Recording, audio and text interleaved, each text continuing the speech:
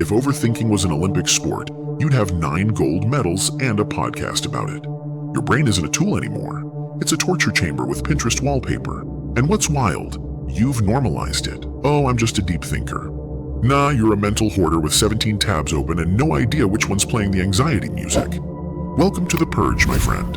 I'm the Dark Light Mentor, and I'm not here to pat your head while you drown in your own brain soup. I'm here to throw you a flaming rope and dare you to climb. Let's get real. Overthinking is an insight. It's fear wearing glasses and using big words.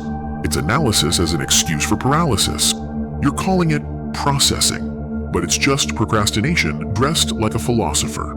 Meanwhile, life's out here handing out prizes to the action takers while you're stuck replaying conversations from 2019 and wondering why your future looks like a paused YouTube ad. Oh, but don't worry. You've got a plan, right?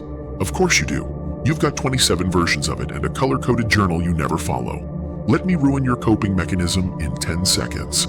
If your thinking was that deep, it would lead to action, not existential spirals and fake clarity. And here's the worst part. You're not lazy. You're brilliant. You're creative. You're just addicted to safety, the mental kind.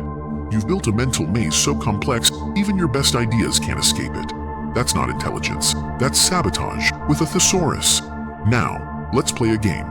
I want you to pick one idea you've been chewing on like mental gum for weeks. Something you almost did, but didn't. Don't act like you don't have one. It's probably been haunting your shower thoughts and whispering from your notes app. Got it? Cool. Here's your challenge. Before this video ends, I want you to do one thing that moves it forward. Not think about it. Not plan it. Do it.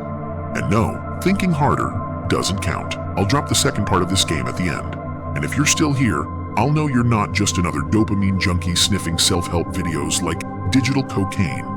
You want to know why overthinking feels endless? Because it doesn't seek solutions. It seeks safety. It's your mind trying to control a future that's allergic to control. You don't need more thoughts. You need a moment of savage clarity, a line in the sand. I don't know how it'll go, but I'm doing it anyway. That's the real flex. Courage isn't the absence of overthinking. It's choosing action while your brain screams like a toddler in a haunted mall. And don't give me that, but what if I fail nonsense. You already failed every time you let fear make your decisions for you. Overthinking is slow motion failure.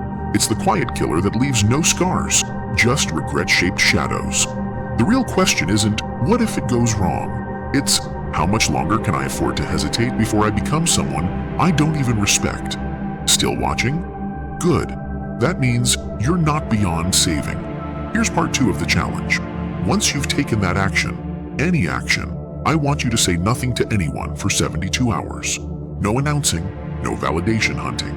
Just let it simmer in silence, because that's the second test. Can you move in power without needing applause? If you pass, I promise you'll unlock a version of yourself that doesn't overthink, because they're too busy evolving. You didn't need another video to tell you you're smart. You needed one to slap the brakes off your doubt and remind you that thinking is cheap, but doing is sacred. This wasn't a pep talk. This was a mental intervention. You're welcome. Now go. Do the thing. Say nothing. Then come back and tell me what changed. Or don't. That's your test. And if your brain tries to talk you out of this, tell it. The Dark Light Mentor said to shut the hell up. See you in the shadows. Or don't. Let's see who's real.